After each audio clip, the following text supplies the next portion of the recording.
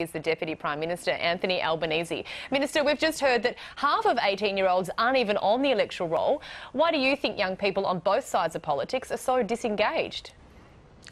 Oh, I think there's been a lot of disengagement, particularly over the last few years. I think the old politics of people yelling at each other, the nature of the minority parliament put some people off from political engagement. But people, you know, around the world stand in front of tanks to get the right to vote.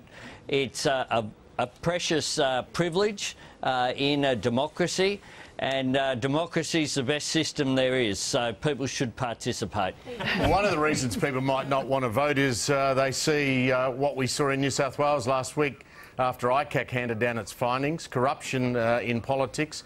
You've got 9 seats in New South Wales under 5%. I don't need to tell you because you do the numbers better than anybody else. I mean, you're in a hopeless position there, aren't you? You're not going to win any of those seats, so the election could be won, Anthony Albanese, just in one state. That's not right. The polling indicates that we're doing very, very well in New South Wales. People are smart. They draw a distinction. So one of the great things about federal politics is that in terms of our systems, both political parties, is we do have a very clean political system at the national level. I think people know that. That's a good thing. Albo, it's going to be tough for you guys. The nation's biggest newspapers are campaigning against you. The Herald Sun on the weekend came out with it's a ruddy mess. The Daily Telegraph today said, kick this mob out.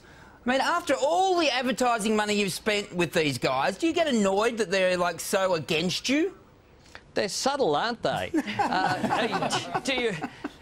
What do you think they're trying to say, Dave? But they're a balanced organisation. I think they should just come out and say what they think. I reckon people have a look at that and they think this is supposed to be a newspaper that reports on the news. At the time of an election, the media do have a responsibility to report both sides in a balanced way. The telly today, I think, was really pretty over the top. I texted Paul Whittaker, the editor, this morning. It said just one word: subtle ... I haven't got a response yet. Now, the polls are close. We've known this election's coming for ages. We pretty much know how it's going to play out. But the one big game changer, I'm just curious to know on what date you're going to announce that the Labor Party supports gay marriage. Well, the Labor Party, we did that at the last national conference. We adopted that as our policy, and we also said that we would have a conscience vote. I certainly support that. I think the big thing is that you can give people the same rights without taking away the rights, the existing rights, that other people have. I was allowed to get married. I don't see why anyone who is in a loving relationship with another person shouldn't be able to as well.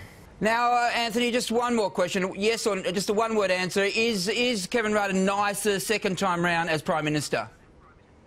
Always been nice. Oh, good answer. 2 words.